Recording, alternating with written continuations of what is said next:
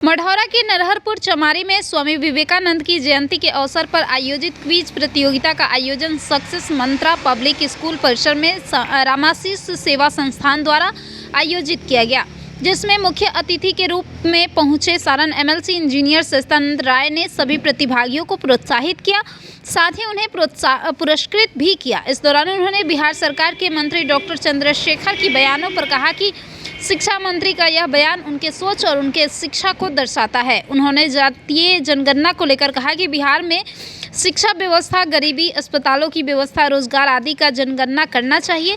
साथ ही उन्होंने मुख्यमंत्री के समाधान यात्रा को लेकर कहा कि उप मुख्यमंत्री तेजस्वी यादव के कुर्ता खींचने के डर से पटना छोड़कर जिले में बैठकर समीक्षा कर जनता की आंखों में धूल झोंक रहे हैं। किसको उठा के नीचे उतारे लोग, और बल्कि हम तो कहेंगे कि एक भी पार्टी ऐसा नहीं है जो वहाँ बैठने के योग्य है, चाहे वो भाजपा हो, चाहे जदयू हो, चाहे राजद हो, चाहे कांग्रेस हो, चाहे कम्युनिस्ट हो, एक की भी विश्वसनीयता नहीं है। इन्हीं लोगों ने तो पिछले 75 वर्षों में राज किया है ना, अब बिहार को गर्द पहुंचा कर रख दिया है। एक नई व्यवस्था को निकलना होगा, पब्लिक निकालेगी ना, जनता खुद ही खोज के निकाले विकल्प और उसको जिताए। क्या कर लेंगे जान के? चल जानकारी इकट्ठा करते हैं, अच्छी बात है, करेंगे क्या जानकर उसको? आपको पता नहीं कि देश में कितने, बिहार में कितनी गरीबी है? आपको पता नहीं कि 52% बिहारी गरीबी रेखा के नीचे जीवन यापन करते हैं? आपको पता नहीं कि 55% मर्द यहाँ के दूसरे राज्यों में जाकर मजदूरी करते हैं? आपको पता नहीं है कि गरीबी में आप एक नंबर है? आपको पता नहीं कि शिक्षा में आप एक नंबर है, बेरोजगारी में एक नंबर है, पलायन में एक नंबर है, और जहाँ एक नंबर होना चाहिए वहाँ सबसे पीछे हैं? सब तो पता है, तो क्या समाधान करने निकले हैं आप? और क्या जातीय जनगणना करके क्या उखाड़ लेंगे आप? समस्या बताएं, फिर समाधान की बात करें। समस्या पूछे ना, हम बताते हैं समस्या क्या है। समस्या इन बच्चों के पढ़ाई की समस्या है, समस्या इनकी दवाई की समस्या है, समस्या है जब बड़े होते हैं कमाई की समस्या है। समाधान है क्या आपके आपस में? उस दिशा में कोई प्रयास भी कर रहे हैं क्या आप? क्या करेंगे समाधान यात्रा क्या करेंगे? आँख में धूल झोंकने का काम चल रहा है। पटना में ज़्यादा रहना नहीं चाहते हैं क्योंकि तेजस्वी रोज खींच रहे हैं उनका कुर्ता कि हमको मुख्यमंत्री बनाओ, हमको मुख्यमंत्री बनाओ, तो कुर्ता न खींचे इसलिए भाग जाते हैं वहाँ से। हेलीकॉप्टर से जाके और समाहरणा में बैठ के और गेस्ट हाउस में बैठ के, स्टेट गेस्ट हाउस में बैठ के क्या समाधान कर लेंगे जी? जनता के बीच जाइए, समस्या देखिए और समाधान हो तो बात कीजिए।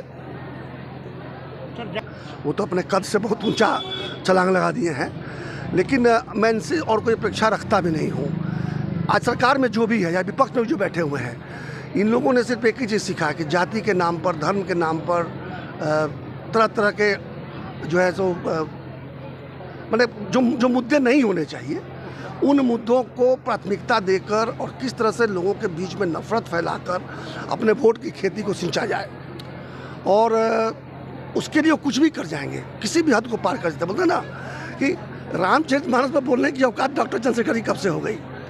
डॉक्टर चंद्रशेखर अपने बच्चे का नाम राम नहीं रखेंगे, उनके अधिकार में है।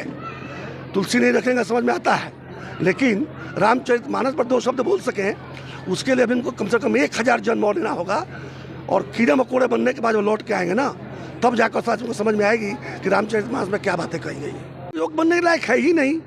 एक ऐसे ही GTV पर डिबेट चल रहा था, उसमें मैं भी था, और उस व्यक्ति का जो मैंने ज्ञान देखा और जिस तरीके से उसने अपनी बात रखी, और लास्ट में हमारे साथ झगड़ा भी हो गया, क्योंकि कोई अड़गल बातें करेगा तो बर्दाश्त तो करेंगे नहीं। अब चाहे मंत्री हो, चाहे जितने बड़े नेता क्यों ना हो, तो वो तो मंत्री बनने के योग्य ही नहीं है। बल्कि इस मंत्रिमंडल में आधे से अधिक लोग मंत्री बनने के योग्य नहीं है, लेकिन बने हुए हैं।